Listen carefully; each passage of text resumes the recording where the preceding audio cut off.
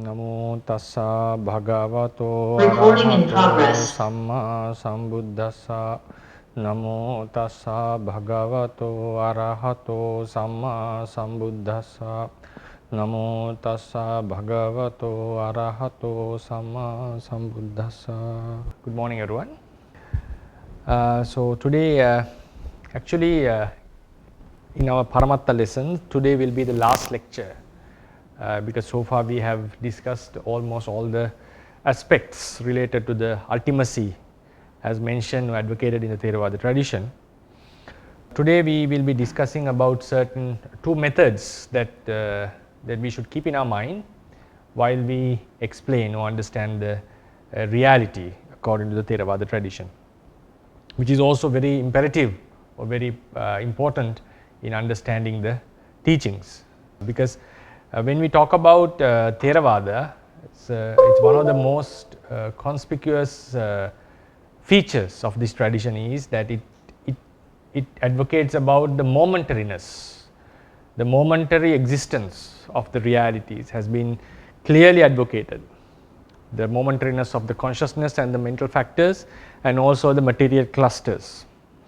So at the same time, while we explain the momentariness, according to some Western scholars, this is a quite later development about this momentariness, but when you look into the sutras, we can find that the roots of the momentariness, the theory of momentariness can be found in certain sutras. The rapidness of the consciousness and also the rising and falling of the matter and separate mental factors have been clearly advocated. So the question lays whether that momentariness is as rapid as much as explained in the Theravada tradition. That is something to be investigated in the academic level, but traditionally we advocate that it has been explained by the Buddha himself, and also Venerable Nagasena in his Milinda Panya has mentioned the quickness or the short-livedness of the chitta, consciousness. So then when we look into this, now the ultimacy is what really exists. I think we have driven that chart many times that about the ultimacy part and also the concepts, and in between there is certain realities that fall in between the ultimacy and the concept. And then also we discussed about the laws and the realities, the difference between the laws and the realities, dhamma and dhammata. And then today we are going to discuss about how two ways of looking into this ultimacy, ekattanaya and nanattanaya, which is utterly important, something that we cannot ignore while we try to understand the Theravada teachings, something that we should not ignore actually. So today's lecture would be about nanattanaya and ekattanaya.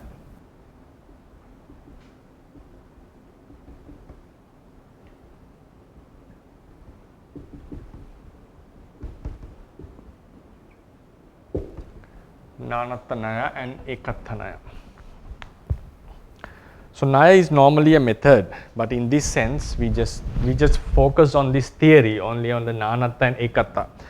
Nanatta means the variousness of the realities. It means two realities are completely different from each other, they are not the same. So if you take for consideration two consciousnesses are never the same. For instance, if you talk about the Upanishad, we have a one consciousness that remains throughout the entire life, and also it is connected to a mother soul. We call it the Atman rather than calling it the consciousness. I beg your pardon, it's called the Atman that remains in this life, that remains constant, which doesn't change. It's like a person in a vehicle. The person may change the certain vehicles like that, the Atman would transmigrate from life to life, from body to body, and that Atman is connected, it has derived from the mother soul, which is a universal soul.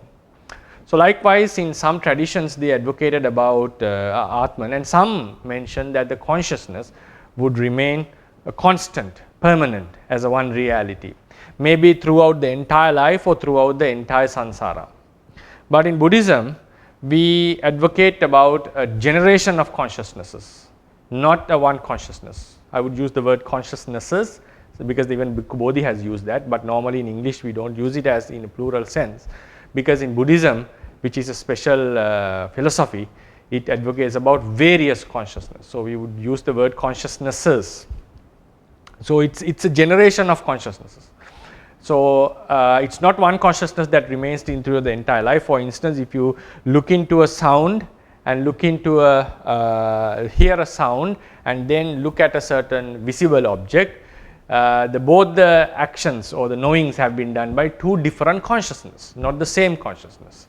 While we see an object, the eye consciousness arises. While we listen to an object, the ear consciousness arises. While we think about them, consciousness following the eye consciousness and also the consciousness following the ear consciousness. So they are completely different elements in terms of the ultimate realities. They are not the same. So therefore, that's why Theravadins advocate about momentariness of the realities. Momentariness means one reality has a very short lifespan, and then as soon as it passes away, another new reality arises, and it also passes away immediately after its existence. In that sense, consciousness has a shorter lifespan than the matter, the material stuff. The materials have, according to the tradition, 17 times longer, its lifespan is 17 times longer than that of a consciousness. And according to the ancient commentaries, it is 16 and 1/3 of consciousness. And then according to the Mulatika, it is 16 consciousness. So there are some arguments about this rapidness. But all, according to the Theravadins, unanimously accepted that consciousness is arises and passes away faster than the Rupa. Its lifespan is shorter than that of the Rupa. So now when we look into this verity of the realities, we find two main aspects when we talk about the Nanatana. Yeah? Nana means various, Nanatana the variousness we can call, variousness of these realities. It means they are not the same, that's what we want to emphasize. So there are two ways that we can judge the variousness of two realities. Intrinsic nature.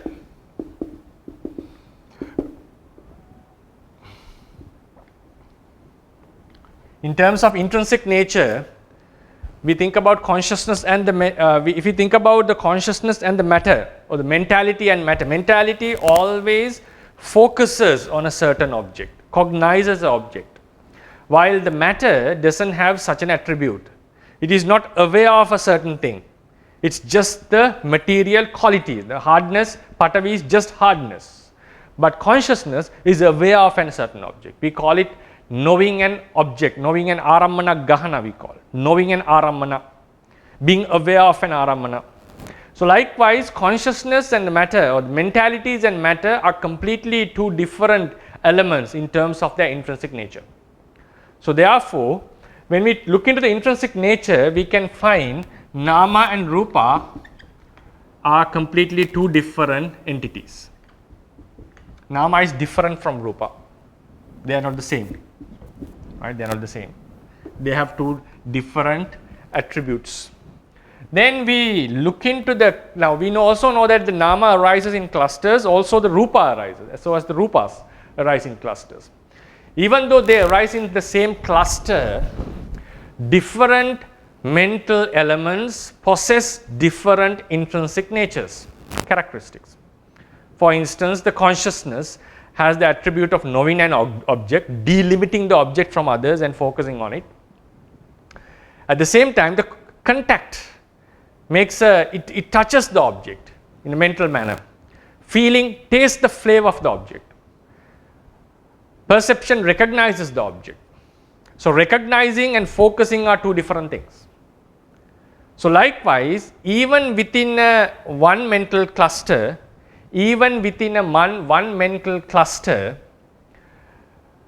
elements, realities such as consciousness and mental factors possess different attributes, different intrinsic qualities, and also they have different functions, various functions. So in terms of the intrinsic nature and functions, we can say intrinsic nature, intrinsic function.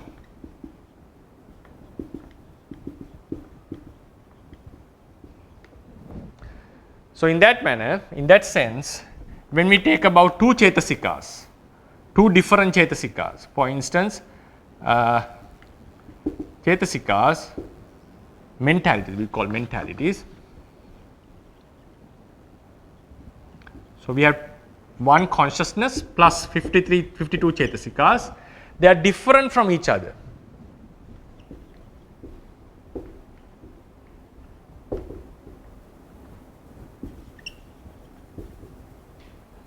They are different from each other, even though they arise in the same cluster. Now, for instance, if you take the I consciousness, arises together with 7 mentalities, 7 chetasikas. So altogether there are 8 mentalities. So they all possess their unique intrinsic qualities. So they are different from each other. So in Vipassana meditation, what we have to do is focus on these different realities as different elements. So then we find out that there is no one self or one person or one entity that should be recognized as I. It's a collective function of various elements that possess different intrinsic natures and perform different functions. So that is also the basic philosophy behind the doctrine of khandhas, the aggregates. When we start to contemplate about the aggregates, that there are 5 aggregates and the person is a collection of 5 aggregates, we get the idea that it's not a one thing, because to our understanding there are no 2 I's. I's means capital I, not the EYE. There are no 2 I's in in our life. There's only one I. We would never say I who was in the past is completely different from the person who am I today. We may say we have drastically changed our behaviors and appearances, becoming fatter or thinner or fairer or intelligent, but thing is always we know that there is some similar element within this entire life that made us to say that that was my childhood, and that was my 20s, that was my 30s, that was my primehood. So the reason is we recognize a person throughout this entire life. But when we contemplate the life in terms of aggregates, we lose this recognition, and we get into the understanding that it is a collection of realities, not a one thing. It's a collection of realities. So what we are supposed to do in Vipassana meditation, the first stage of Vipassana meditation, in the latter stages we have to do the contemplation of anicca, dukkha and anatta. In the first stages we have to recognize that these elements separately. Some may be able to do it in a very subtle manner, but at least we should be able to recognize nama and rupa separately, and also we should know, it's better to know that the mental clusters have different elements which have different intrinsic qualities. And also within a rupa kalapa, rupa kalapa, if you take 8 rupas, the avinibhogas, for an example, are different from each other.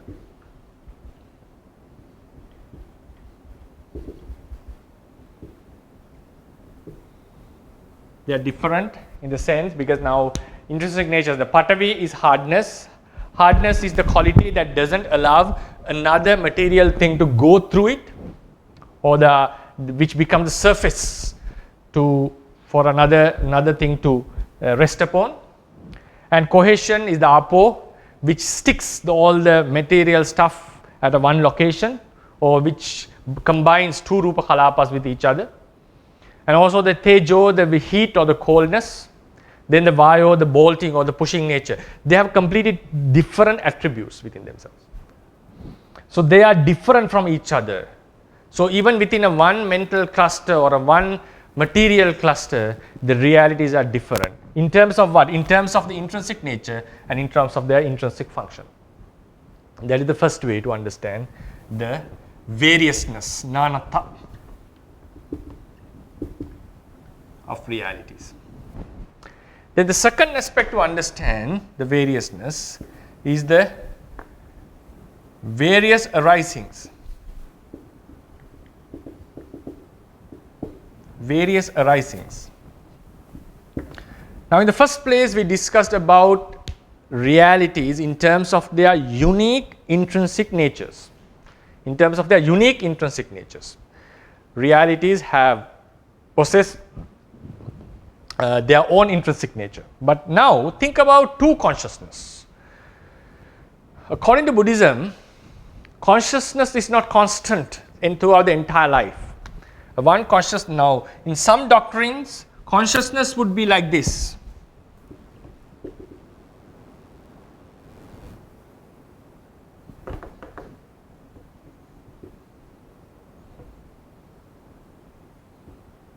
Consciousness would be like this, one constant thing, if this is taken as a time. But in Buddhism, especially in the Theravada tradition, in all the traditions I would call, almost all the traditions, the consciousness arises and passes away. It happens like this. So this consciousness is completely different from this, the second one. It's a generation. It's not one thing. But we feel in our life, day-to-day life, we feel like this. We never think that I woke up with a different consciousness and I'm eating with a different consciousness and listening to this with a different consciousness. With the same consciousness we are listening. That's how we feel. That is the wrong hallucination we call the vipallasa. If you translate it, hallucinations we call. But normally in hallucinations are things that are completely imagined. But according to the tradition, we translate it as hallucinations. The vipallasas, the wrong idea is that we live with the same consciousness. But according to the teachings, consciousness would rapidly change. As soon as it arises, a new consciousness arises and is followed by another consciousness, a similar type of consciousness. Similar type means in the sense of their intrinsic nature. They may not be identical. Now this consciousness may have various attributes, another consciousness may have, while this is joyful, while this is sorrowful, another one would be ignorant. So there can be various attributes embodied in these consciousness. But when you take the consciousness itself alone, they have the same intrinsic nature, that is focusing on an object. This experience that we get in a one mental cluster. Cluster means consciousness plus mental factors. Consciousness plus mental factors. So the experience in such a cluster may differ according to the occasion why they are mixed. The mixture is with different mental factors. Some are together with dosa, anger, while some are together with attachment. Some are together with wisdom. So we may have experienced different emotions within ourselves. But when we look into this, the constitution separately in their own, we find that they all possess some similar attributes. The consciousness is always there. A consciousness always there means in every experience we see the consciousness. For consciousness is the focus towards a certain object. So in terms of intrinsic nature, each consciousness possesses a similar intrinsic nature, but according to the tradition, even though it possesses the similar intrinsic nature, they are different elements. They are completely different realities. This is a one consciousness. This is another. So each consciousnness is different from each other, not in terms of intrinsic nature or intrinsic function, because they all share the same characteristic of focusing at the object.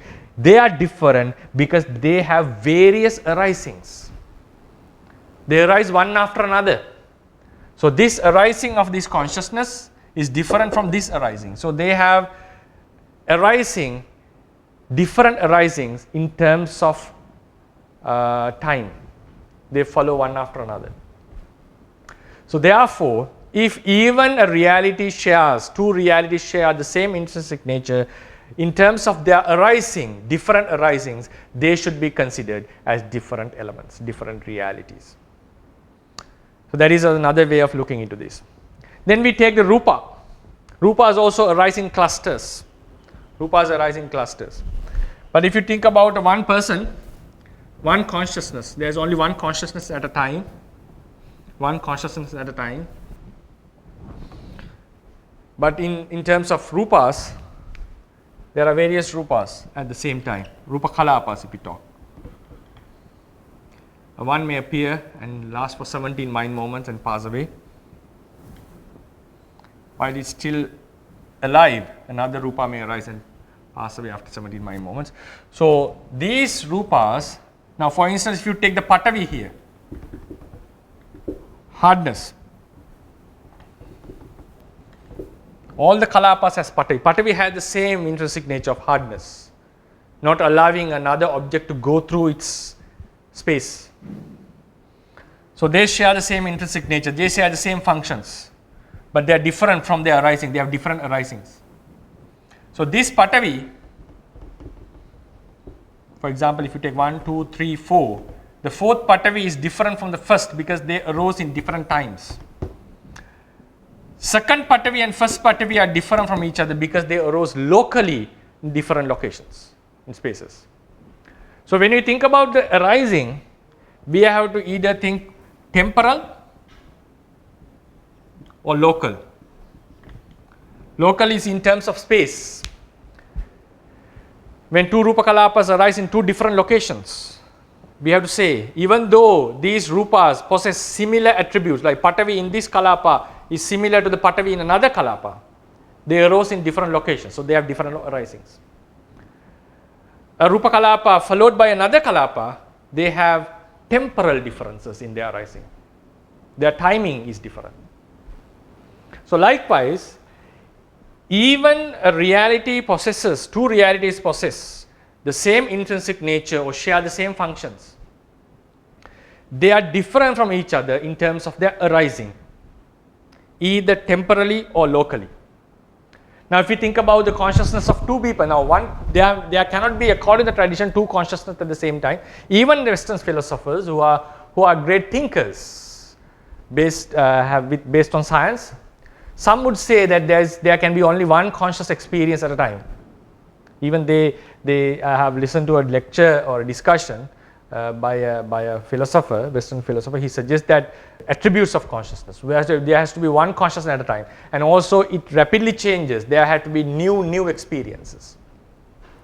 So that's what we experience, that's what we see in our life, that's what we can experience. According to him, if something is real, if someone wants to say that something is real, for sure, that is the consciousness, because that is what we experience. You cannot say that what we are experiencing is false. It doesn't mean that when we think about someone as a human, the human doesn't exist in terms of ultimate realities, but the experience itself is real.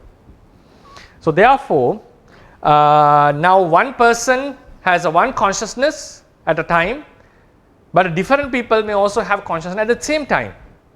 So they are different locally because they appear in different locations, and also they are related to two different mental streams. So likewise, now this is how we understand. Now the realities are different from each other in mainly two ways, either in terms of intrinsic nature and functions, and in terms of arising.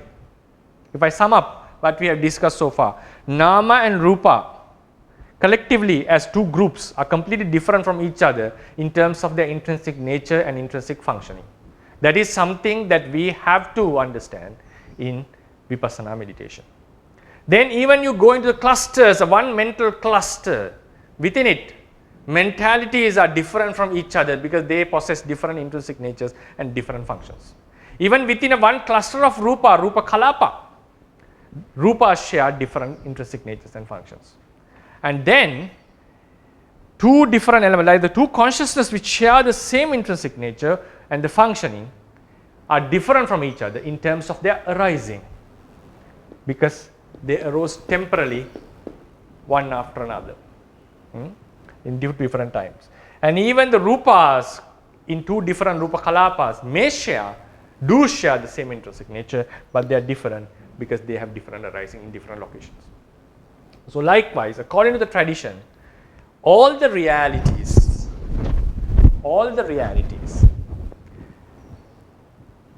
though they possess different intrinsic nature, or they may arise in different occasions, all are different from each other. They are not the same. So there is no one person who lived the entire life, who lived the entire samsara. So that is a very vital factor in understanding the Vipassana meditation. That is called the Nanatanaya, the variousness of realities. That's what we normally study in Abhidhamma. That's what we are trying to understand in Vipassana practice, this variousness. Then we move into this oneness, Ekattanaya. Sometimes we have to understand the teachings in terms of Ekattanaya. But the actual teaching, the fundamental is the Nanattanaya. Nanatta is the fundamental level.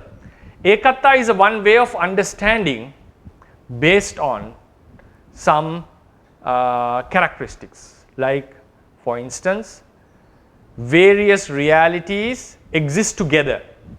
Various realities perform functions together. Sometimes they have a collective function. They arise together, inseparably arise and connected with each other together. And they are affected by the same karma, same cause. So likewise, even though these realities are different from each other, we can group them and call them as a one group. This is grouping the realities. It's also very vital in understanding the teachings, and also it's very useful in our Vipassana practice. But we have to keep in mind the fundamental teachings is the Nanattanaya. Realities are different from each other. That is the very basic level. But because of some other secondary attributes or functions, we may group them or club them and then consider them as a one group. So we have the oneness in the realities. Oneness. That is called Ekattanaya. So that's what we are going to discuss next. So before I move into that topic, because today will be the last lecture about the Paramattas, so I would also have arranged a survey like we did some time before. So there will be like we did before that to get your feedback. So I think the Dr. Charit Ratnayaka is ready with the questions. So I would ask Dr. Ryan to unmute Mr. Dr. Charit Ratnayaka. So he'll give him the opportunity to talk. So he'll explain about the survey.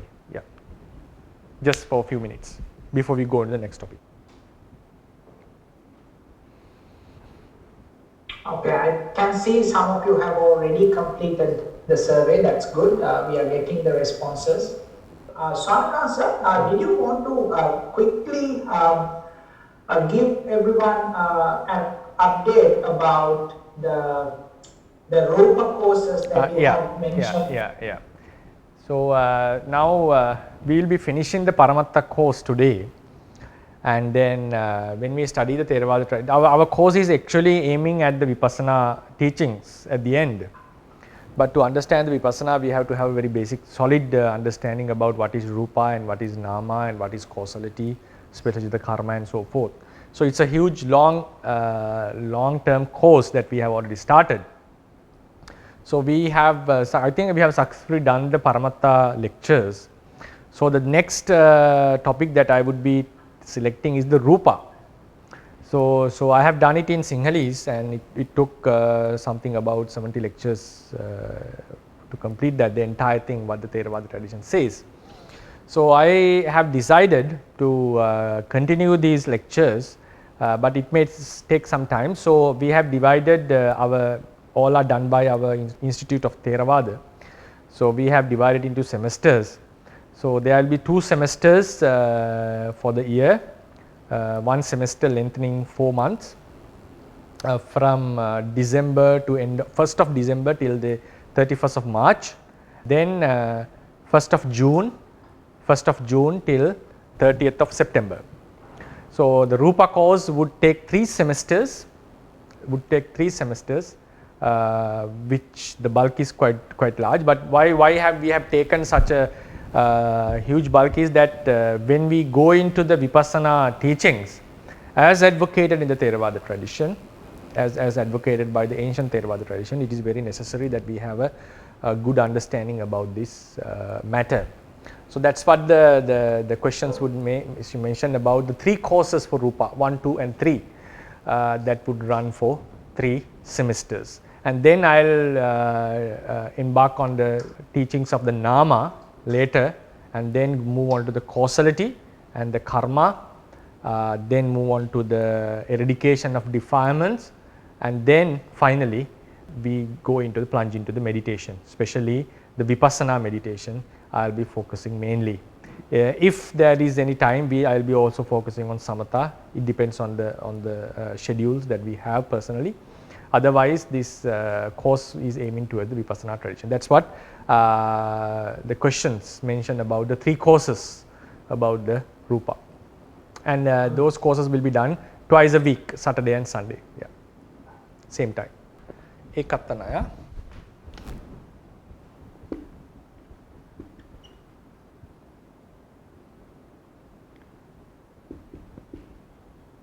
Ekata means oneness. Sorry. Oneness of the groups of realities. We are not talking about the oneness of 2 realities, oneness. So, Ekata. Now, according to Theravada tradition, we may find various types of Ekata, but today we will be discussing briefly about few, something about 6.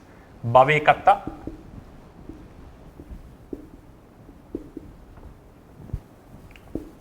then Chitta Santanekata,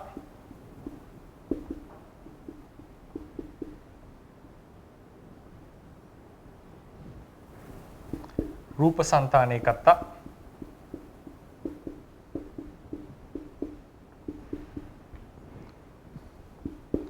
then we have Nama Rupa Santanekata,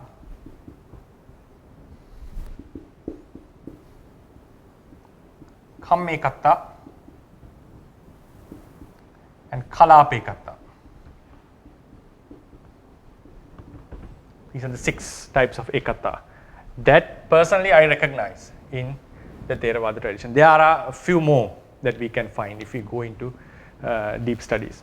So, Bhavekata means, now we take about the samsara, we can consider it as a one mind stream.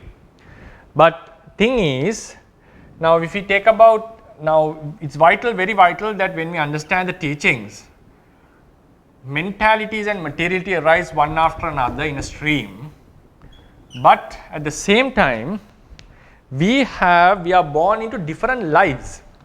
We are born into different lives. So therefore, even though the stream may be considered as a one unbroken line in terms of the consciousness, Rupa would break, but we see that within a one life, starting from the Patisandhi,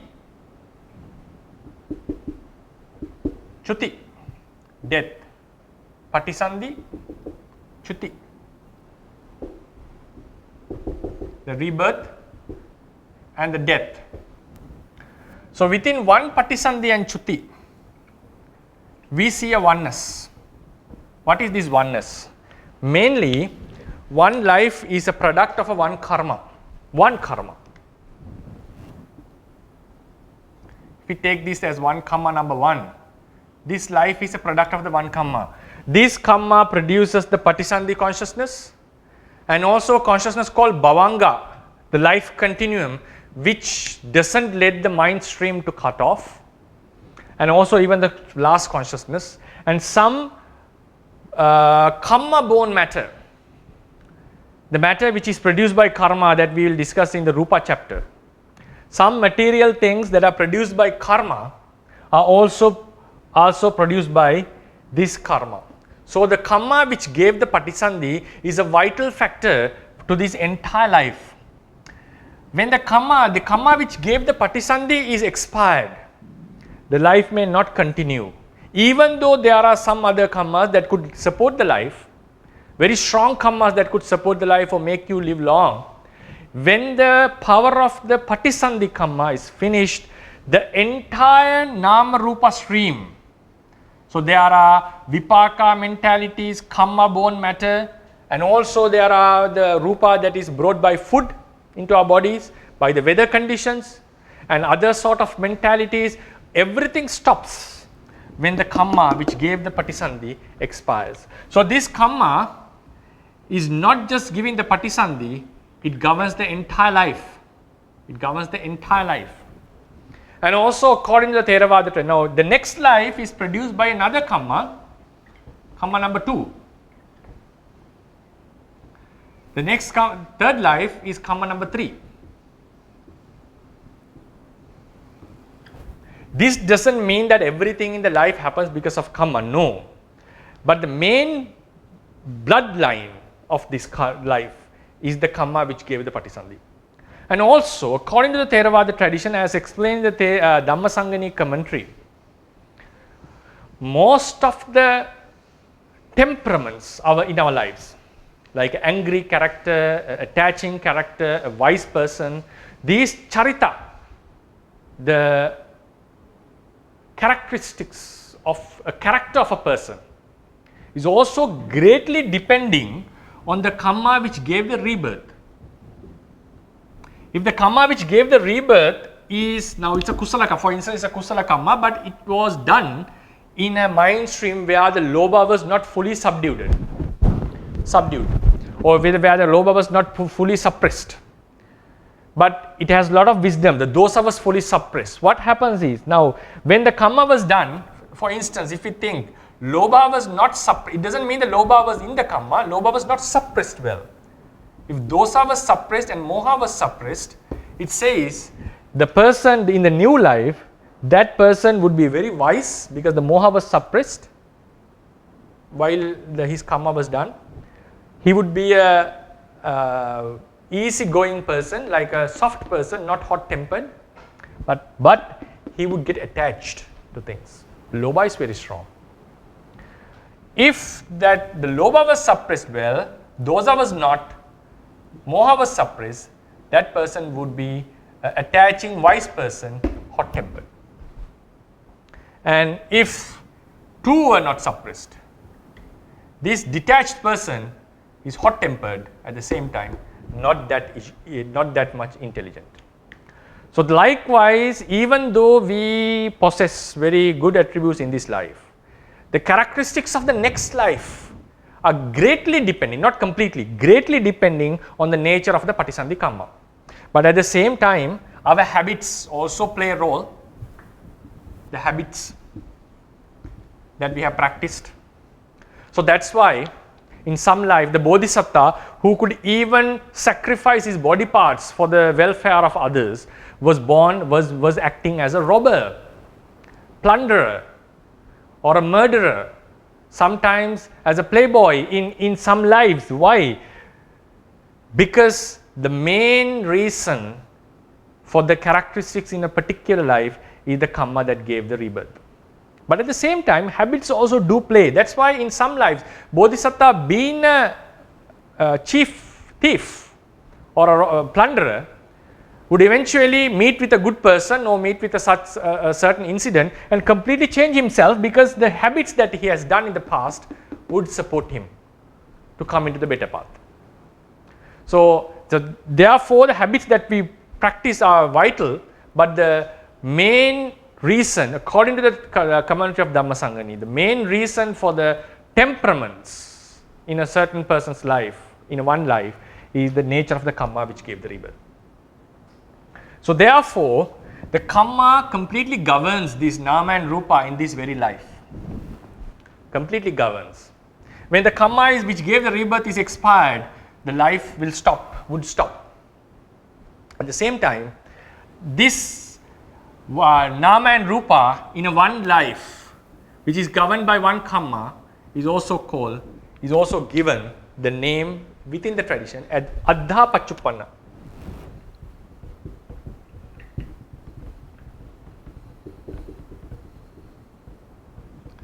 So all have to be taken as one thing. So this is the oneness of these nama and rupa. Why that oneness is based on the karma which gave the rebirth. It's given by one karma. So one karma is affecting all the nama and rupa in one particular life. So we can group them as one group. All the nama rupa in one life can be grouped as one thing. That is called the oneness in life. Bhavekata. Bhava means life. oneness in life, oneness of nama rupas in one life. And when we come into Vipassana meditation, that is also vital, very important. When we do the Kammaja Rupas, there are two ways to contemplate on Kammaja Rupas.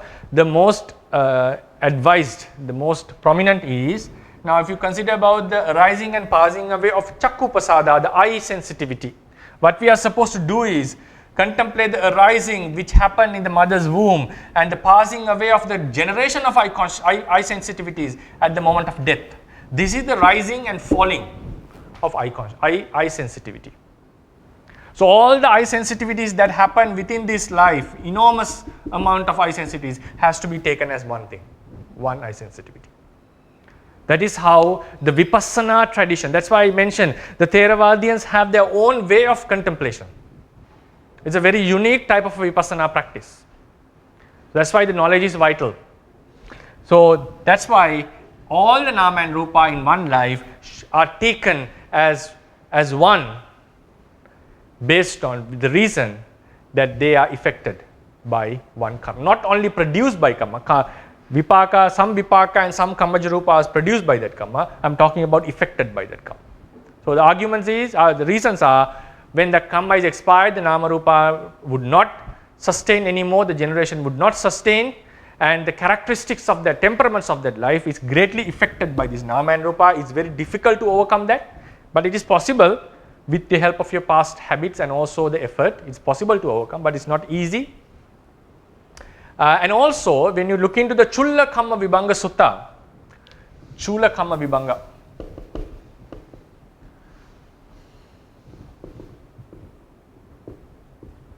Chula Kamma Vibhanga Sutta, Buddha mentions a person who is killing other beings would have short life in samsara. How does the commentary explains about this? Now a person's mind stream, and if he is not restrained from killing, he does the killing, even though he does a wholesome karma in this mind stream. Now for example, this is a good kusala karma, a strong kusala karma, for example giving lot of dana or lot of great offering to sangha or some person, a great person, kusala karma. But if he is not restrained from this killing, that his killing, this act of killing, non-restraining from killing, makes a certain defect or changes the mind, affects the mind stream. So what happened, this kusala karma is very powerful, but in terms of the lifespan, in terms of the lifespan of the life it gives, it is weakened by this killing. Because the reason is, killing affects the mind stream, so a karma that is done in such a mind stream is not possible to give a long life.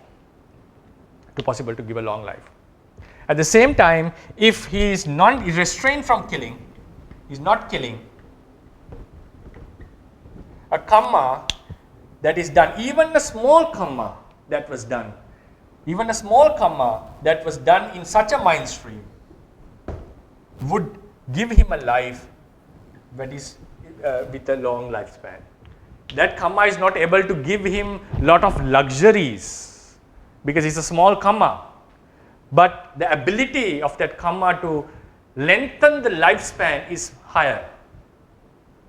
So likewise, the karma which gives the rebirth governs the life, greatly governs the life, not completely, greatly governs the life. So all the nama rupa that are within one life has to be taken as one thing, as a one reality.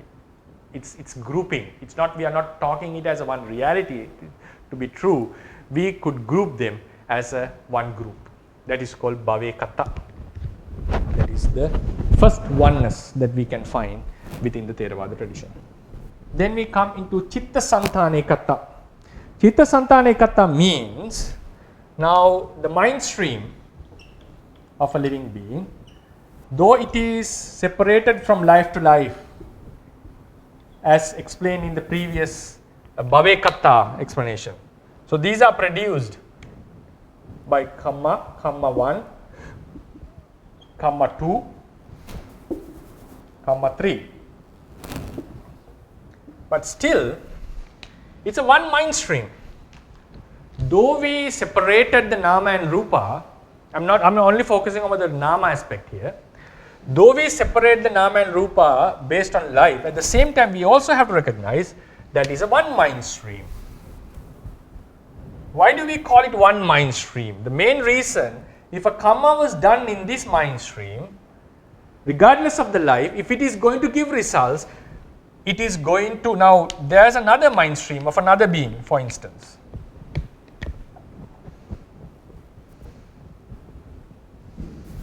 Another mind stream. So this is a satta 2, this is satta 1. The karma that was done in the first mind stream is not going to affect the second mind stream. It is only going to affect the first mind stream, a consciousness in the first mind stream. Why is that? Reason is each and every consciousness, preceding and proceeding consciousnesses, are connected with each other, connected to each other.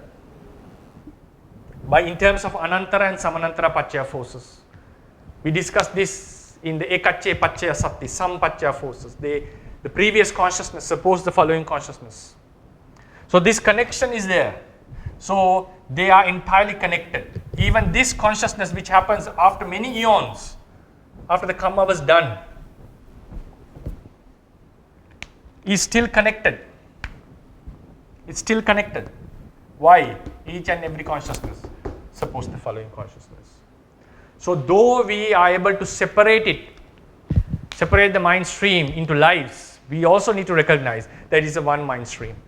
The reason is the consciousness are connected to each other. So that is why if a karma was done in a certain mind stream, would give result in that very particular mind stream, not in another mind stream. So that is the oneness of the mind stream. So we recognize two different beings have two different mind streams. Though each and every mind in the stream are different from each other, in terms of the generation, they are one. There's a one generation. So that is the second type of grouping. The Chitta Santana Ekata. Chitta Santana Ekata. Then we come into the Rupa Santana Ekata. Rupa Santana Ekata can be found in both animate and inanimate things.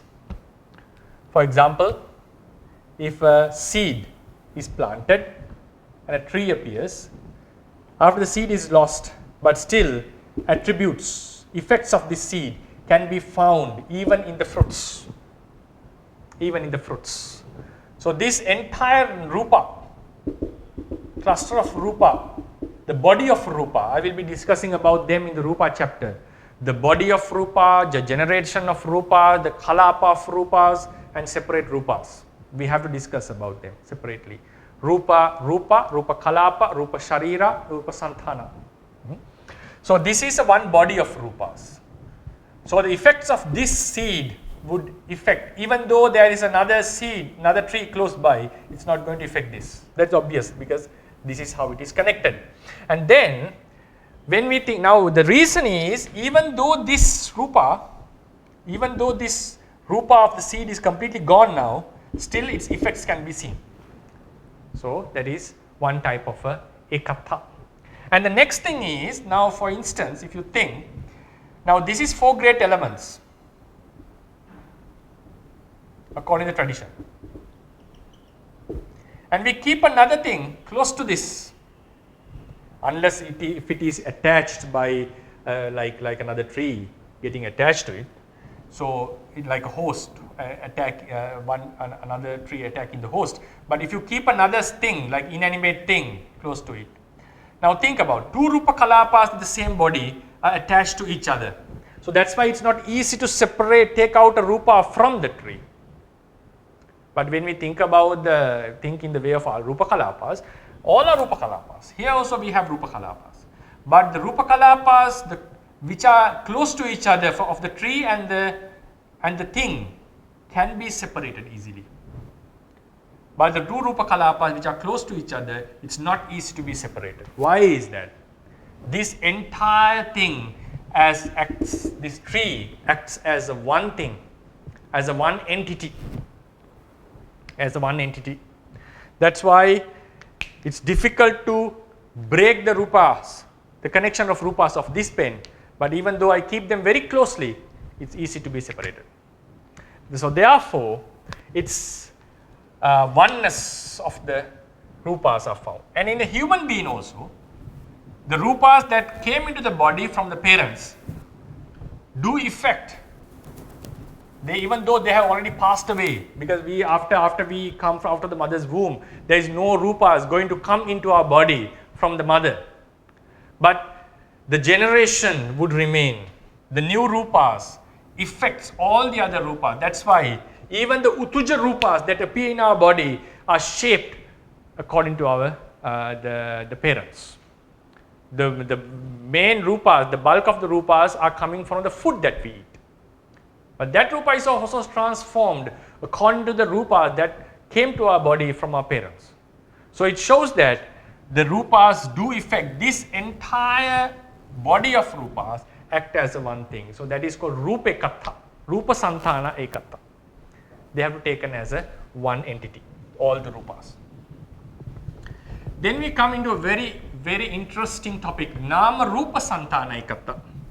Both nama and rupa of a certain being act as a one entity. How do we understand this? Now think about a person. This person's consciousness, chitta, and this is the rupa, right?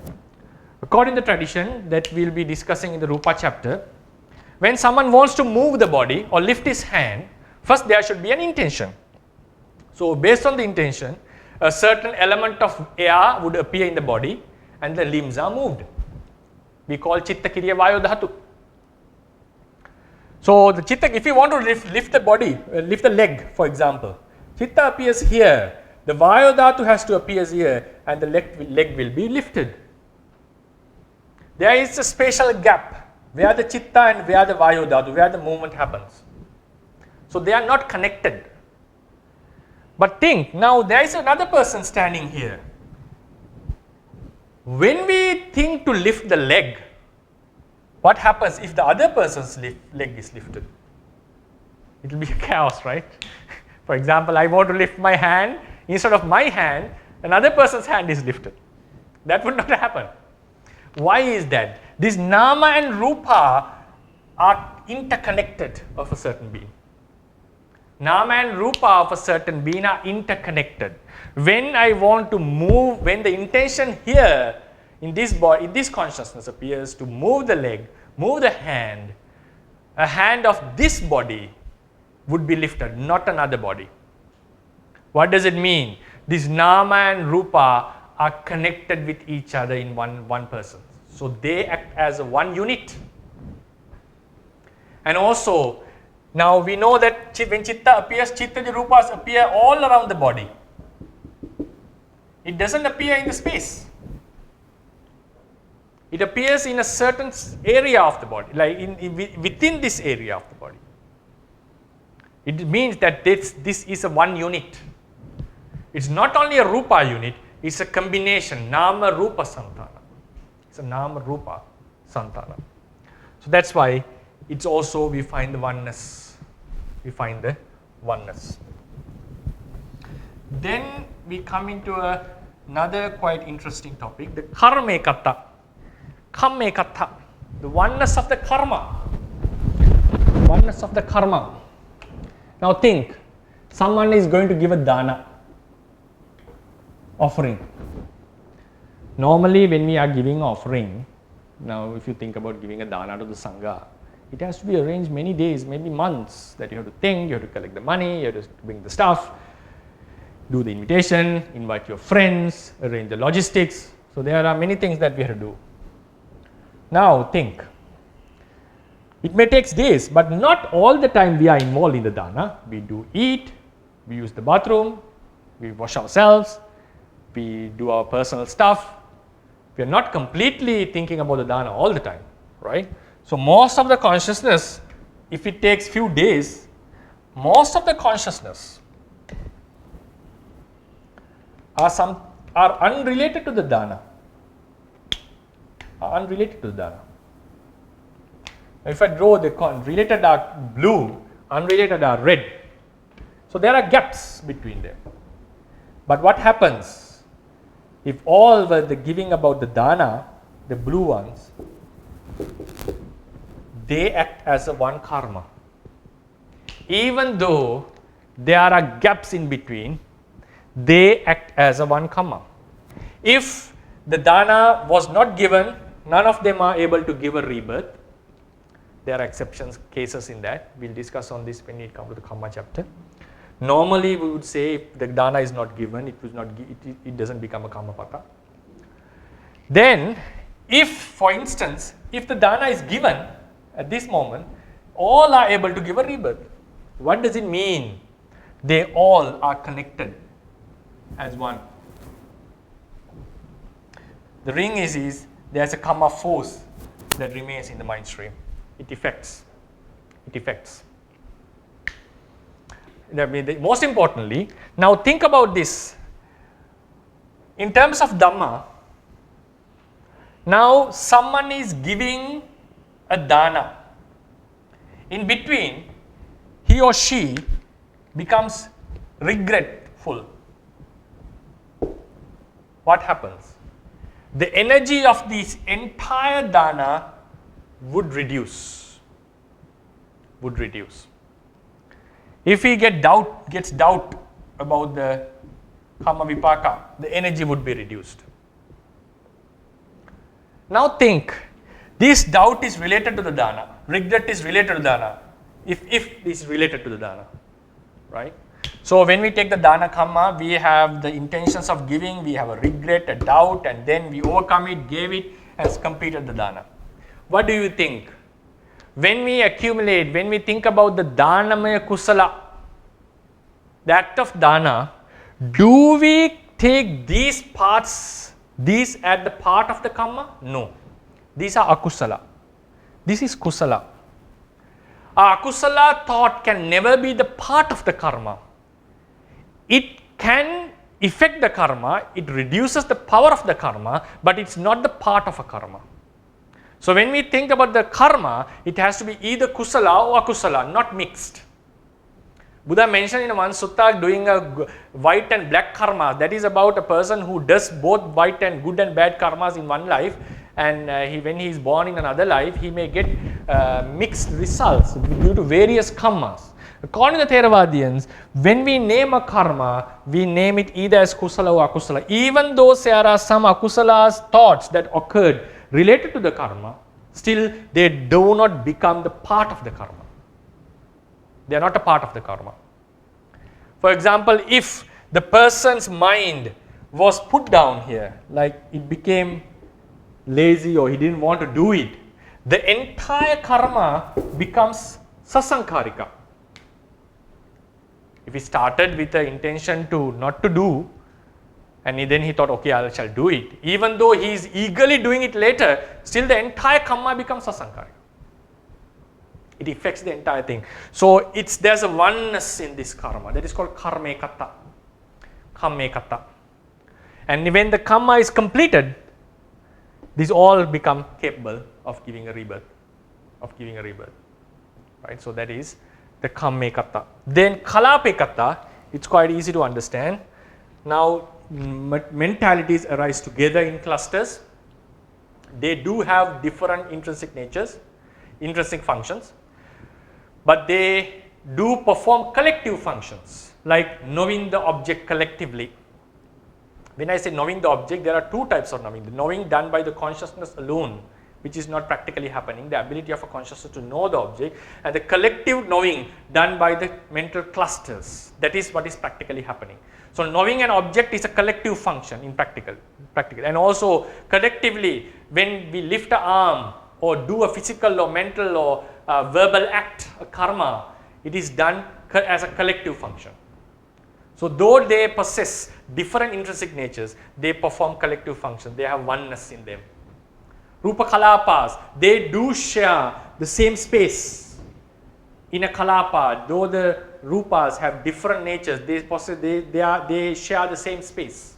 And also, all the mental and physical, material and physical clusters, in a one cluster, all the elements have the same arising and same passing away. It's not that we have to say they arise together. They have the same arising and same passing away. They share the same arising and same passing away. So they also manifest oneness within a cluster. That is called Kalapekata, oneness in a group, oneness in a cluster. Right? So these are the oneness that we find in the Theravada tradition. When we study the Theravada teachings, these are very vital, very important to understand. So if we just take the approach on the variousness, sometimes the doctrine cannot be fully explained. We have to have both the approaches in order to explain the teachings. So some people ask why the karma is giving results only to that person? Isn't it an indicator of a self? No, that is the oneness of the mind stream. Why each and every mind is connected with each other. And there is a oneness. Why this self idea comes? Greatly because of the oneness of nama rupa ekata. Because when I want to lift my arm is lifted, not another person's arm. Why is that? The nama and rupa are interconnected. They are acting as a one unit. That is the main reason, one of the main reasons for a person to have the self view about the body and about this entire living thing. So therefore, it is very vital to understand this oneness in the doctrine. But we have to keep in mind the very fundamental teaching is about the variousness. Realities are different from each other in terms of intrinsic nature and also in terms of their arising. But at the same time, due to acting together, due to being together, due to affected by a one cause and some other reasons, these various realities could be grouped into one club and name them as a one unit. That is called the oneness. So ekattanaya also should be kept in mind in understanding. Yeah. So this will be the this will be the topic, and I would finish the lectures about the paramattas. That would be at the end of this course. Then yeah, thank you for being with us throughout this many months. I'll be starting the next chapters about Rupa in December. In between, I will take few days in some time to explain what we have studied so far. There will be about 5-6 lectures I'll be taking I shall announce when I would start in between how this knowledge of paramattas is applicable to sutras. Because can we verify that this knowledge of the Theravadians can be known by the direct teachings of the Buddha, and how do we understand the Theravada sutras based on the knowledge that we have so far discussed? Because it was a delicate subject, very detailed. Sometimes it's quite difficult to understand because maybe it was a new philosophy for some. But the main core of the teachings that we, as many consider, goes into the Buddha's words itself. So can we understand this philosophy advocated by the Theravadians in the sutras? Do they contradict, or do they collaborate or match with each other?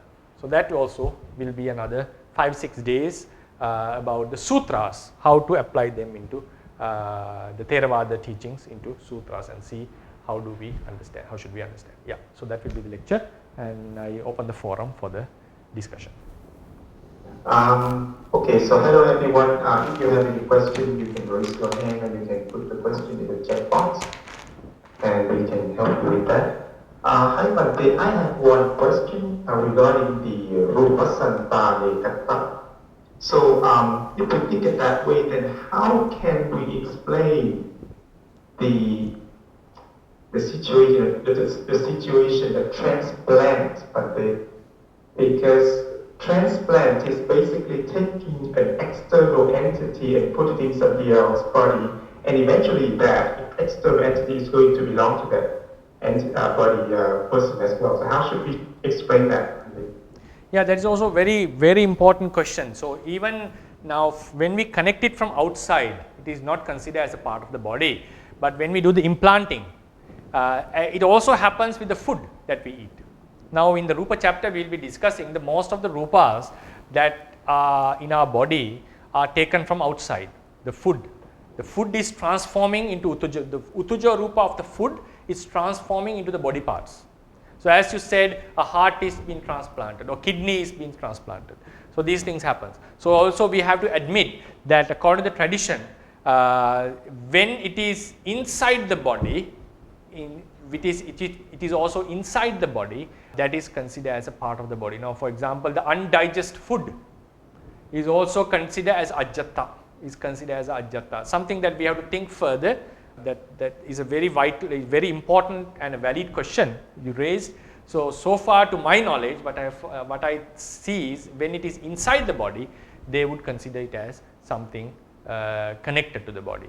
And then what happens, even the Kammaja Rupas, according to the tradition, Kammaja Rupas starts to appear there. Even the Kammaja Rupas starts to appear there. And this is not something new to the tradition, because when Kammaja Rupa starts to appear in that surface, Kammaja Rupa are completely different, but they start to appear in that surface. Now, for example, when we grew up, according to the tradition, this bulk of Uttuja Rupas are taken from the outside world, like as in science, because we have to have input, so that's why our mass is increasing. So likewise, the main bulk of the Uttuja Rupas are taken from the food inside, and that Uttuja Rupas become a surface for Kammaja Rupas to happen even. So it is not clearly mentioned since when we have to consider it as a part of the body. It's not clearly mentioned since when. But when we go into the 32 body parts, the undigested food is considered as something internal. So maybe after it has been put in, so then there is a question like what I mentioned about the Rupa Santana Ekata. I would say like the undigested food doesn't have this Ekata nature. It doesn't. I don't feel that Ekata nature is there. But as you said, after the heart has been transplanted, after the kidney has been transplanted, then after some time it acts as a one unit. So that is something that we also need to think further. And also I have to admit, out of the 6 Ekatas, personally, the most difficult to explain, as you said, is the Rupa Ekata. There are a lot of arguments or ways that we can think into it about this oneness. Yeah. Okay, thank you for this, Sadhu. And there is one question that asking about the new classes for this. So do we automatically get registered for the 3 new classes, or do we have to register somewhere? I shall explain it in the group. Because I have already informed to the institute about this, and they are happy to have a registration.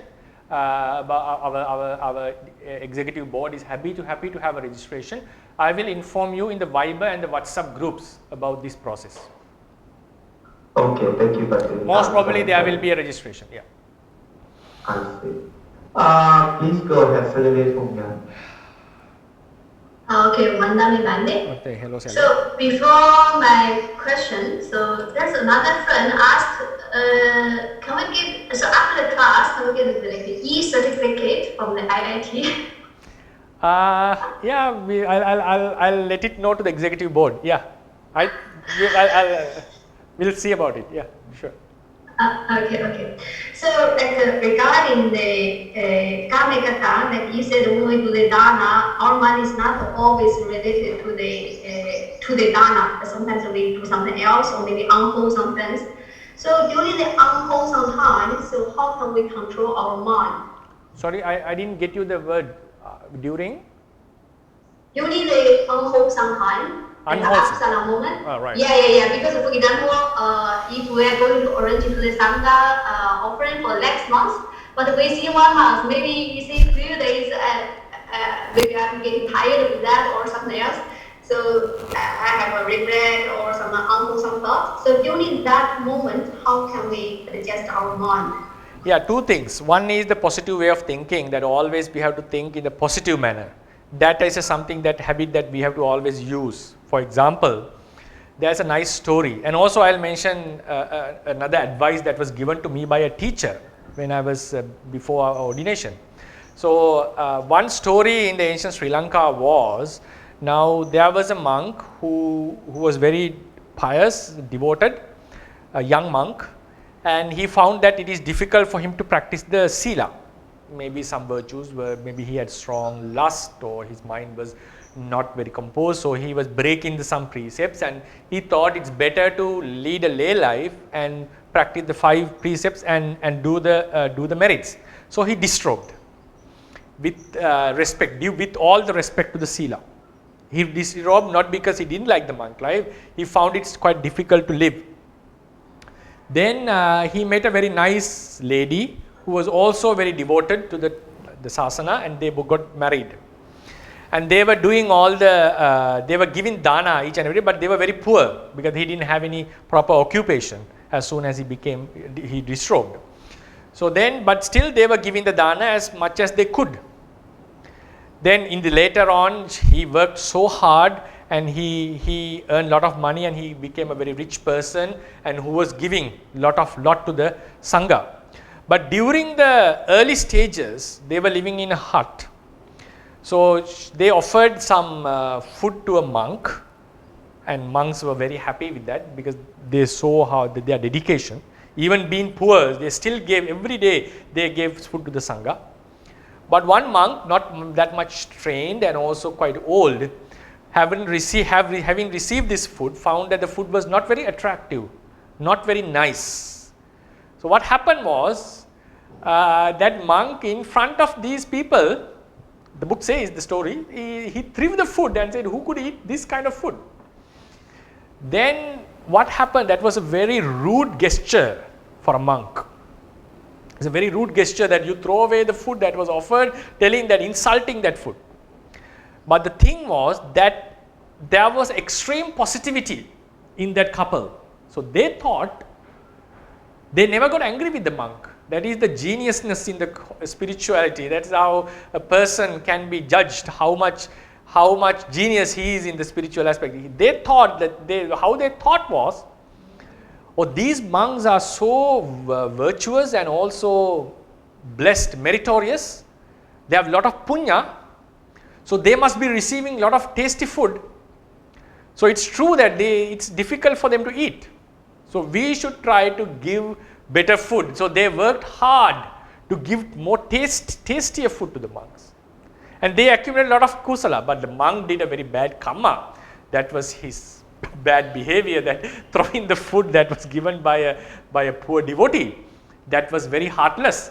But from the devotee's side, they took it in a different way. They thought, this is a good opportunity for us to think about the flavor of our food and try to offer good food. Then what happened? Since then, they prepared very good food and they tried their best and they earned a lot and gave a lot of attention to preparing it, and they became so popular among the Sangha that this couple is like parents of the Sangha and giving delicious food to the Sangha, and in the end they both end up in the divine heavens as the story goes. It's a very nice story. So likewise, what we have to do is we always try to see positively. So, but if a personal interview or an intimate interview was made with these two couples, the couple, they would surely say that what that monk did was wrong. That is obvious to anyone. But they didn't take it into their emotional level. Intellectually knowing that this monk is doing bad is not a problem. That is your wisdom, panya. But what happens when we take it emotionally, anger comes up. The hatred comes up. The disappointment comes up. That is akusala thought. Knowing that when a monk is not behaving properly, knowing that the inappropriate behavior is not a akusala thought, it's a wisdom. Panya is acting. But if we let it come to and invade our emotional level and take control of our emotions, then it's akusala. That we have to always be aware and try to think positively. The dangers of anger, dangers of disappointment, and how this would reduce our karma and so forth, and try our best to come into that positive level. But it's not easy. Emotions would keep on coming up in the beginning. It's very difficult to suppress such an emotion, especially when you see misbehaviors of the monks that you are going to offer. That is obvious. But that's what we have to train if we want to develop our karmic aspect. So, but still, it won't be easy. So when I asked this question, I think when I was a long time before, before I ordained, I asked my meditation teacher, so this thing happens. So when we do the karma, sometimes we do regret, sometimes we get the emotional thoughts that it was a waste and so forth. How do we act on this? Then his answer was very nice. Even Bodhisattva had this thought. So it's not easy. So we have to keep in mind it's not easy. We should not worry about it too much, because the Vesantara Bodhisattva, having given his children, when the son came back and showing that the Jujaka is hitting them, the Bodhisattva was able to tolerate it. But when the daughter came and showed the father, because fathers are much attached to the daughters. So when she came and said, look what to whom you have given, so he has beaten us. So it said that the Bodhisattva had a thought that to kill the Jujaka and take the children back. But then he suppressed it and thought, no, my dana was given. The earth shook. So it's better. It's bad of me to think in such a manner. And then he closed his eyes and then he contemplated on his dana. Jujaka came and took the children away. So there will be sort of discussion about this, the ethical part and all that we have to discuss in a different lecture about the karma. So that's how. So we have to keep in mind even bodhisattvas were struggling sometimes. So that's natural. So first thing that we have to keep in mind, that's natural. But we have to try our best to bring the positivity to the level that the Sri Lankan, the couple of in ancient Sri Lanka used to have. But it was a very, very high level, but still that's the level that we should be aiming at. Okay, thank you, Pandit. So regarding the story you're giving, so can we say that offering is purified by the Dayagas, not by the monk? Yeah, we have to say like that. Okay. Thank you so much, Pandit. Sadhu. Thank you, Pandit. Please go ahead, brother or sister Tao Tran. Yeah, thank you, Dr. Ryan. Pandit, I have a question relating to the fifth one, which is the karma one. So when you mentioned that when we talk about karma, it's either kusala or akusala, and you give the example of dana. So if one person has the intention to give dana at the first time, and then due to some reason he stopped that, so he decide not to give the dana to the sangha, for example. But after that, he rethinks again and he decides to give the dana, and the dana is successful. So the hesitation and intention not to give the dana and the successful of giving the dana is going to be attributed to one karma, or it's going to be different karma, one akusala and one kusala. It's a good question. Like for example, he had the thought of giving the dana, right? Thought of giving. Then thought not to give, right? Then he again thought to give,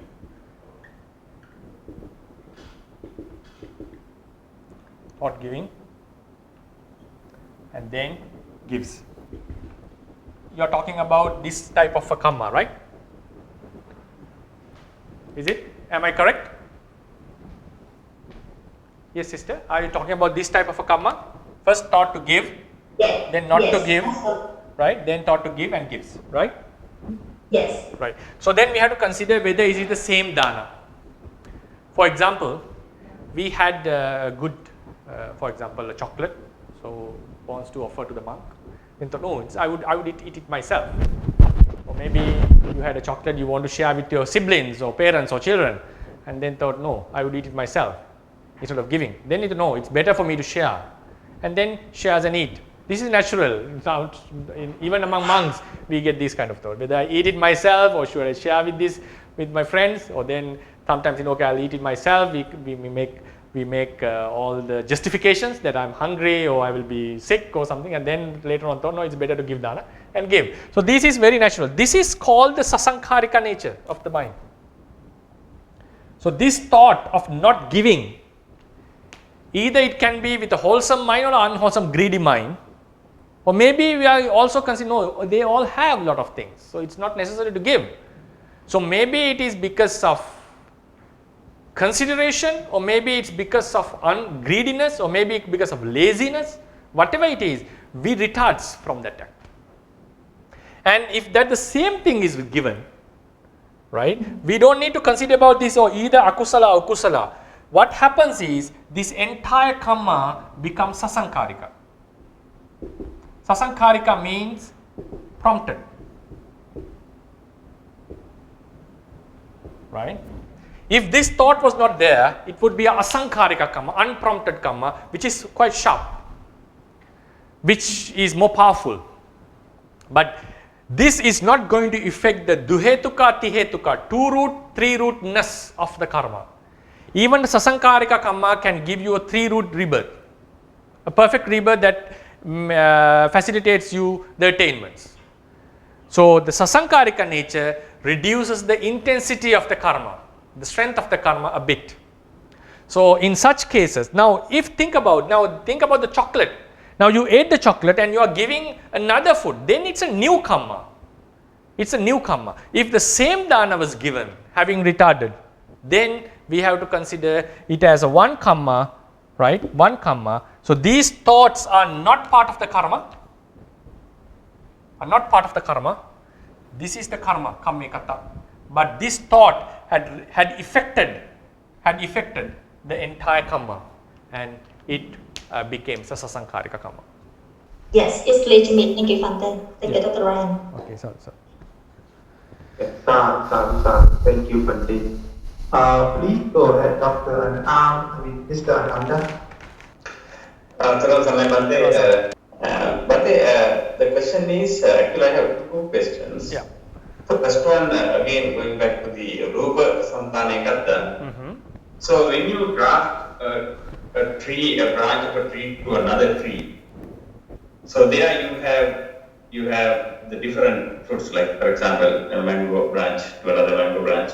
So it's not ekata there, right? Or the two branches have two different ekata, or it's not working with the entire tree?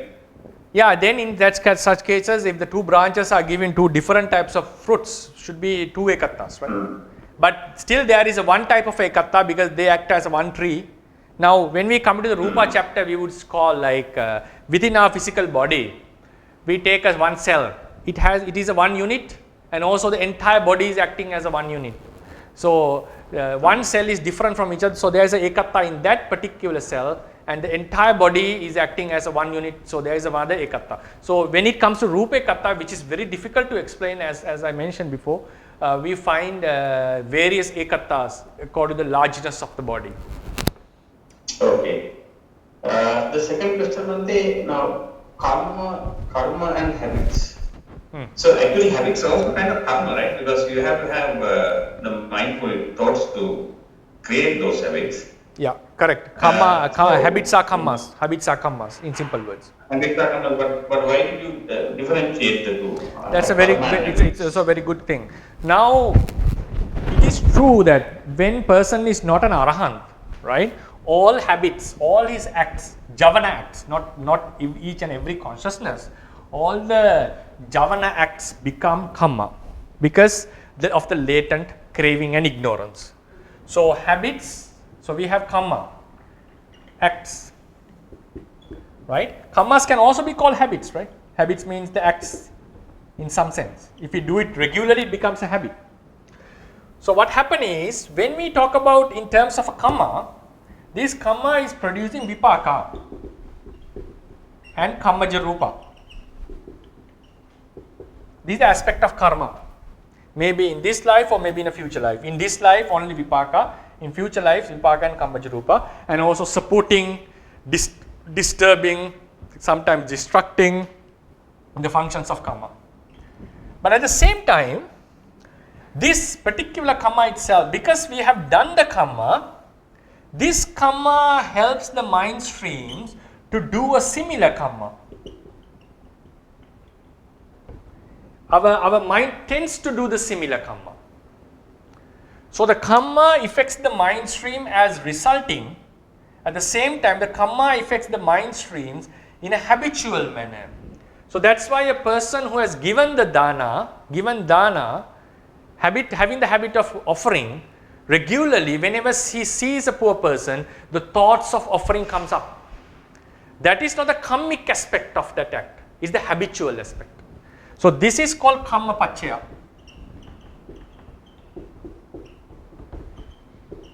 This is called upanisaya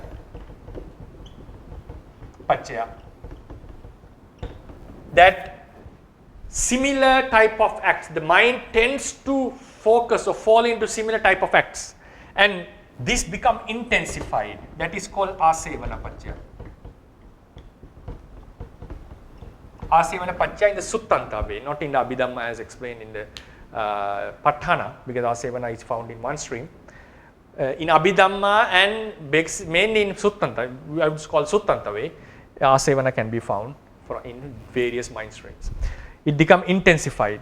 Now, person giving 5 danas, and while he gives the 6th dana, his mind is much strong in his act. It's because it has been done again and again. So, how it affects the mind stream is 2 ways. If it affects as a resulting, we call it karma paccaya. If it affects in terms of upanishad asevana, we call it habitual way. That's why I took it as 2. Okay, that's fair, Bhante. Thank you. And I have another question. Is it okay now? Okay. Yeah, okay. So, no, when, for the pratisandhi, you said, one karma is impacting one pratisandhi, right? Yeah.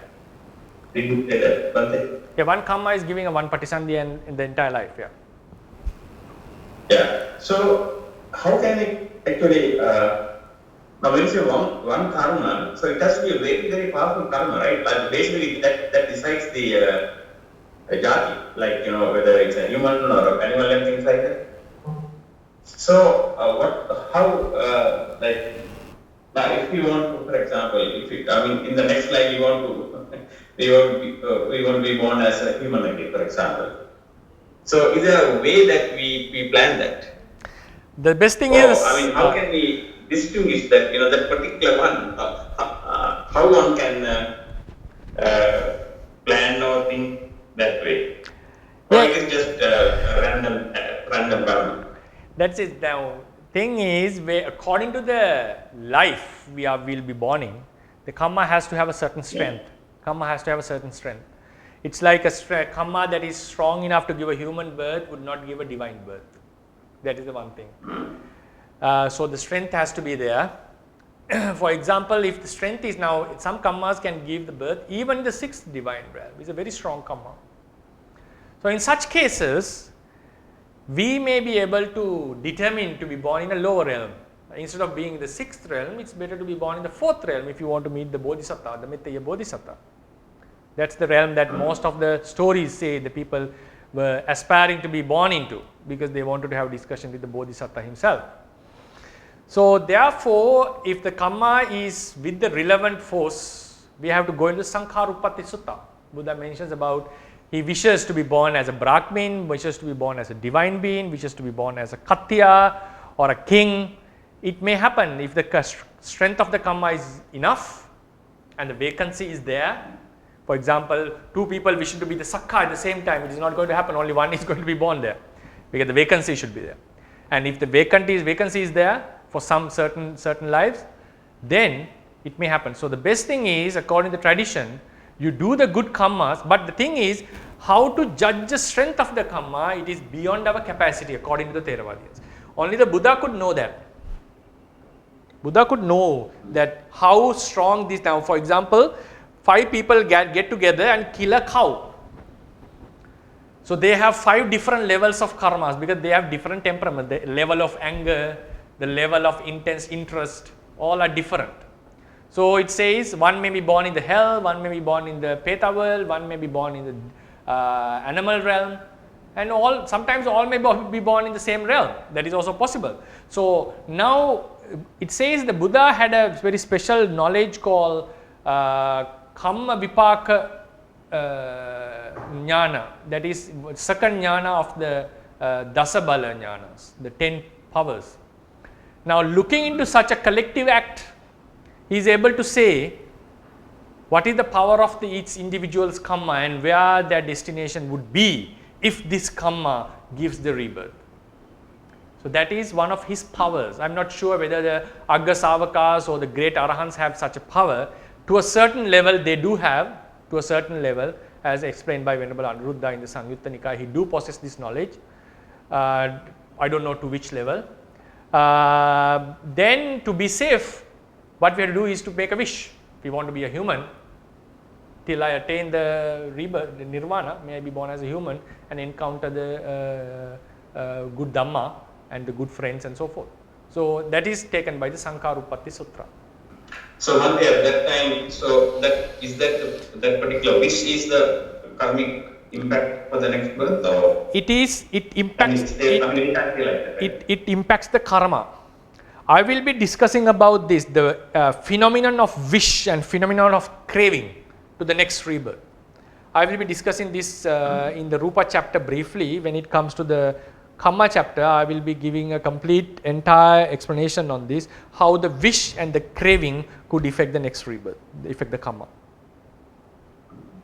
Can also, but a particular karma can accumulate and make one, like for example now, for example me, I don't know, I have a feeling that I will not go to a bad birth, because I have been always doing good things and things. I mean I do bad things also, but what I'm saying is overall so you do so many good things and compassion and giving and stuff. So you feel like, okay, no, I can't go to a bad thing, something like that. So that kind of strong mind sometimes can also, I think, affect the karma, right? Sure. I don't know. So what one particular karma can give the birth. So that's my question. I don't know how it is. That is random. That is random, Mr. Anand. That is random, randomly chosen. But you can make it an effect, like if you keep on remembering a certain particular karma that something that you really likes, what we can do is we can keep on recalling it all the time. Then this becomes a achinna karma, and there's a very high possibility that this would come up at the moment of death. That's what we can do. We have to always focus on the karmas that we like, that we have done, and try to recall them either daily or regularly. So there's a high possibility at the moment of death this would come up. Otherwise it would be random. Or we have an order, Garuka Kamma, Asanna Kamma, Achinna, so that order would follow. Okay, thank you so much. Okay, sorry. Sadhu. Thank you, Bhante. And the next question is from the audience is, could Bhante please give one more example of the Kalapekata to distinguish with the Namarupa Kata? Kalapa Ekata means within the Kalapa. So if this is the Kalapa, we have Patavi, Apo, Tejo, Vayo, then Vanna, Gandha, Rasa, Oja. But they are mixed with each other inseparably, and they appear in a one space, right? They have the same arising, same passing away. So they are taken as one cluster. They act together. They, out of the four, they cannot sustain without even a single reality. So they act as a one unit. That is called Kalapekata. Same arising, same passing away, sharing the same surface. Same surface means the space.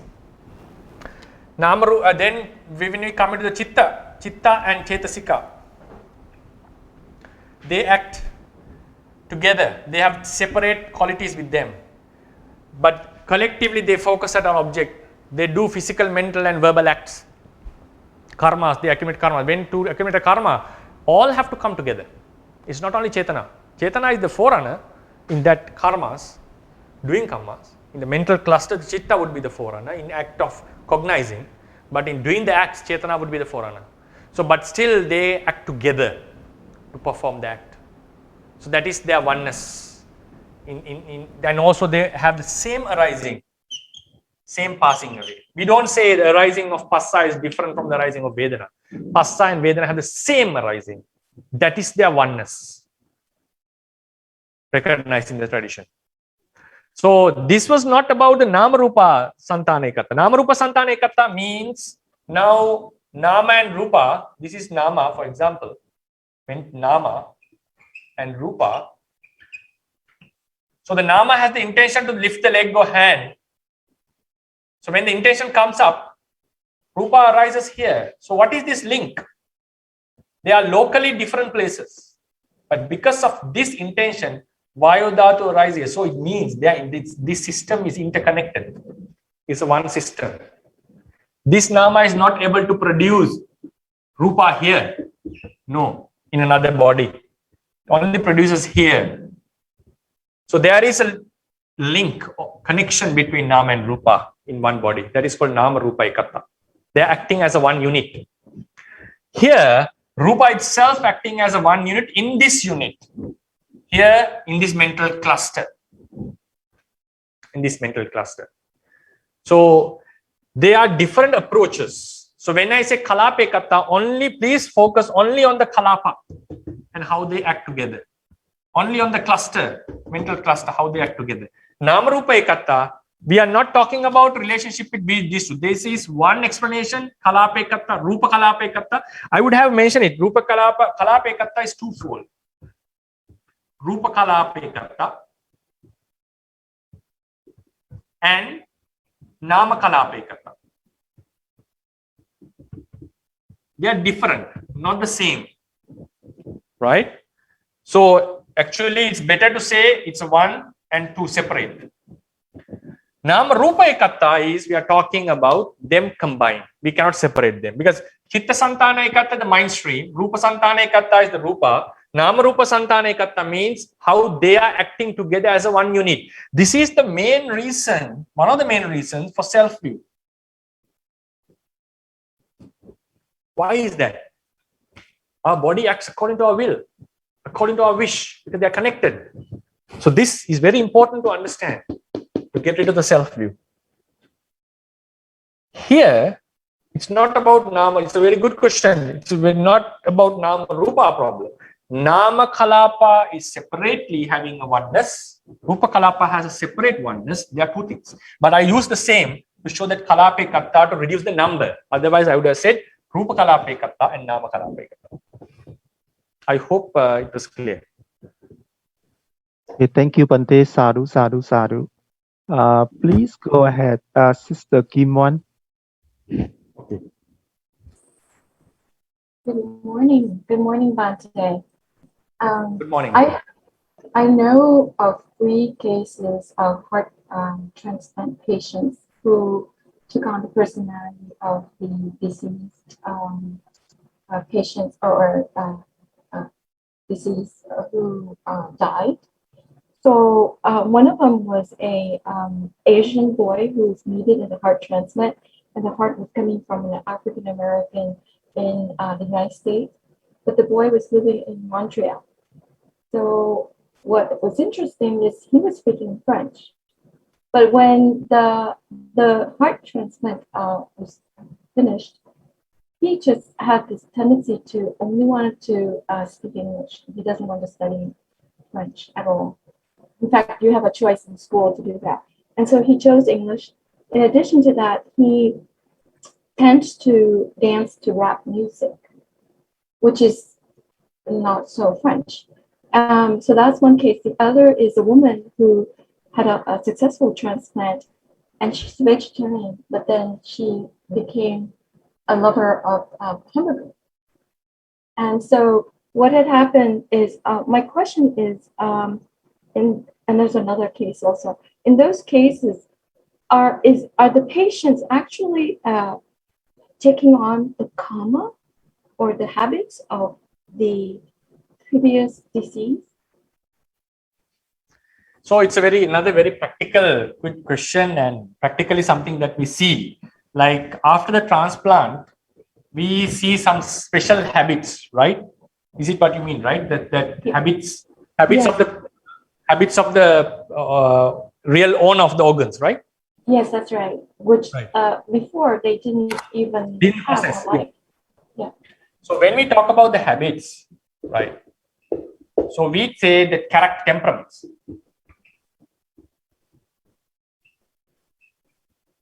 Right? According to Dhamma, the main reason is the karma that gave the patisandhi. Patisandhidayaka karma.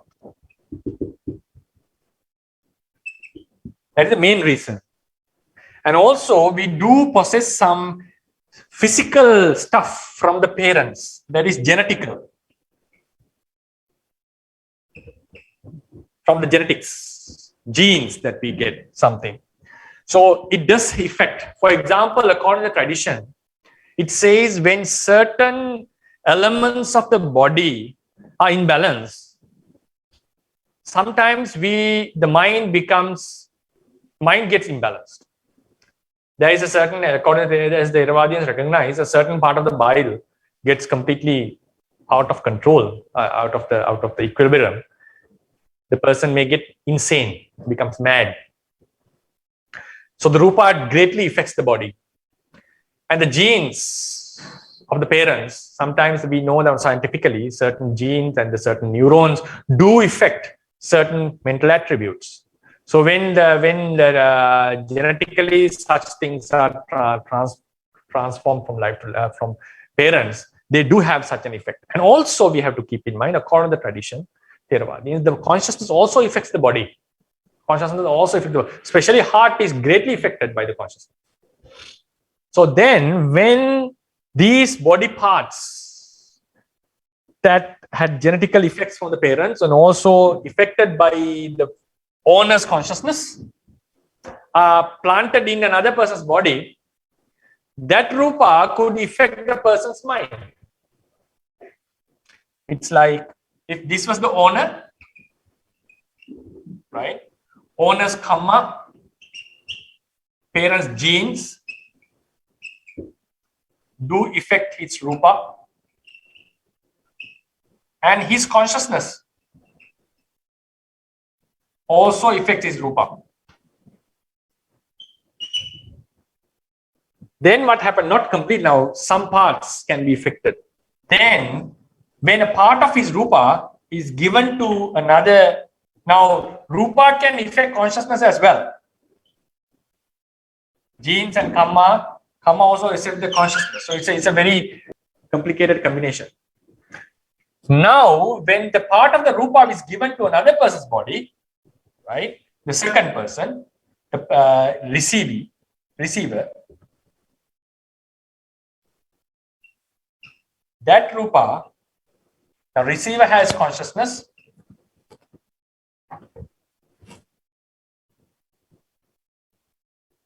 Receiver has a consciousness. Receiver has rupa, and receiver's karma, it affects the normal rupa, that is obvious. Now this new rupa could affect its rupa and also the consciousness. The possibility is there. So this rupa was initially affected by the owner's consciousness and owner's karma, right? Owner's genes also. So newly incoming rupa could have a great impact. This is, I'm talking about in terms of the Theravada tradition. Have a great impact to the body of the receiver and also the consciousness of the receiver. If that impact is very strong, it is possible to explain, according to the tradition, that some behavioral changes could occur. It doesn't mean that that thought is completely due to that rupa. That rupa causes the consciousness to behave. It's a very strong reason for the consciousness to have behavioral change. It is possible to happen. That is how I would explain based on the theory, rather than saying it's the karma of this person. No, this rupa, which has been already affected by the karma and the consciousness of the owner, could affect the receiver. Thank you, Bhante.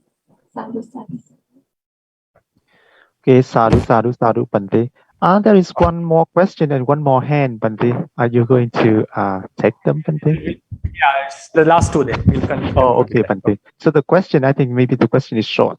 The question is, nama rupe kata, can it be called Udayapaya while doing walking meditation?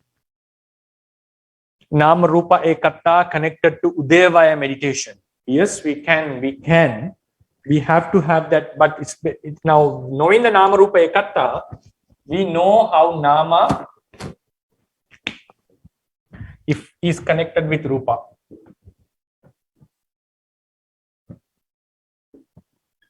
Nama is connected with Rupa. But keep in mind, it's as the advices goes, when you focus on, now it's acting as a one unit, that is our understanding. But from the Ditti Vishuddhi level, you should be able to separate Nama and Rupa. That is vital. That is very important. We should be able to separate them. So when we do the Udayavaya, we have to do the Udayavaya of Nama and Udayavaya of Rupa separately. Don't do it together. Don't do it together. There's a very exceptional case that some people understand the rising and falling of 5 aggregates together, as mentioned in Yankinchi Samudaya Dhammam Sambantam Nirodha Dhammam. That normally happens according to traditions while someone attains listening to a Dhamma talk. That is one kind of understanding that comes up, not that he's seeing now rising and falling of Panchupadana. So therefore, it is always advised that when you take Nama Rupa Santana Ekata, understand them. This is to understand the mechanism. With that understanding, separate the elements, and then see the rising and falling separately of Nama and Rupa, separately, not together. Okay, thank you, Bante. Sadhu, sadhu, sadhu. Please go ahead, Sayale in Damani. Mandami Bante, I'm Sally in Damani, Malaysia. From Malaysia now, I'm in Pao Antong. So my question is, according to just now, Bante have mentioned that the Rupa can affect the receiver, in spite of our own Rupa or the gene. The Rupa from our parents also can affect our habits, some sort like that. So my question is, if someone have undergone a quite major surgical operation, so he or she need to the blood transmission or quite a much level of blood transmission, although the blood is already according is Utuja Rupa. So will it also got the affection about for the receiver? Maybe the mind, maybe the behavior of the receiver got a bit change, some sort like it, because already a new blood transmission go into the whole entire body already. So this is my question. Sadhu Bante. Yes, it can affect. It can really affect. The blood can really affect, but to a certain level. Now, for example, if you take now the person is very mindful and very, very spiritually dedicated person, even the blood of a very unbehaved person comes in, it may have an effect, but always keep in mind, we can overcome the effect of the Rupa if we are mindful enough, if we are strong enough. Even now, for example, a noble being is completely given the transplantation of a Putujana being. It is not going to reduce his nobility. He's not going to fall into the Putujana level because the body parts have been implanted. So therefore, even though the Rupa does have an effect, a great effect to our mind, but we have to keep in mind that mind is always stronger than the Rupa. Mind is stronger than the Rupa. So that is why now I shall be explaining these in the future courses, like the 5 consciousness, eye, ear, nose, tongue, and body. They cannot overcome the effect of the 5 senses. If the eye is weaker, even your Arahant, the eye consciousness will be weaker.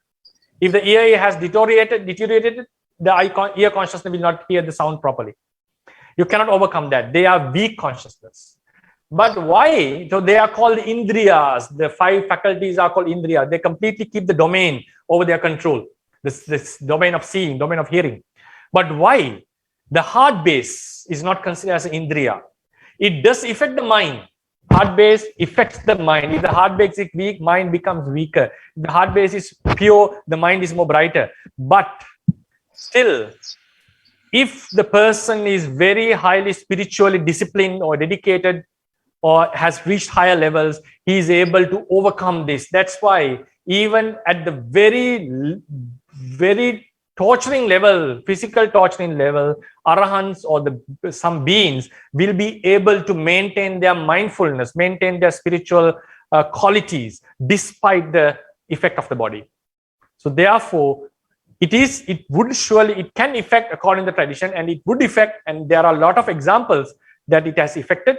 The blood has affected the mind, but we have to keep in our minds that the consciousness, the mental stuff, the spirituality is always stronger. And if we are dedicated enough, we'll be able to overcome that effect of the Rupa. Sadhu, sadhu, sadhu, sadhu, sadhu. Sadhu Bante. Sadhu, sadhu, sadhu. Thank you so much, Bante. Yeah, so there is no more question, Bante. But today is the last day, so may I have a few words, Bante? Sure. So we truly appreciate your dedication and your teachings, Bante. Yeah, we've been gaining a lot of knowledge and experience.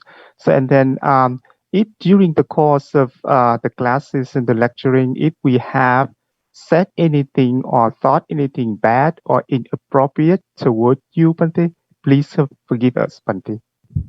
And also same from my side. Sadhu, sadhu, sadhu, Bante.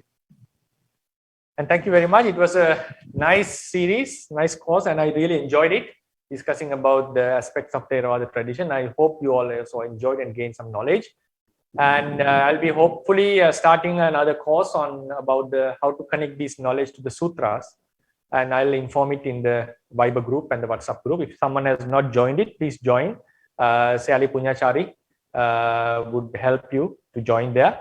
And in that group, we would inform about the future courses.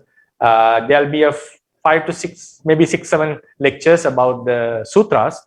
And then we'll move into a new course of Rupa according to Theravada tradition from December onwards. And thank you very much for joining. I wish you all the best. So may these merits of that we have done by doing this karma, a long course.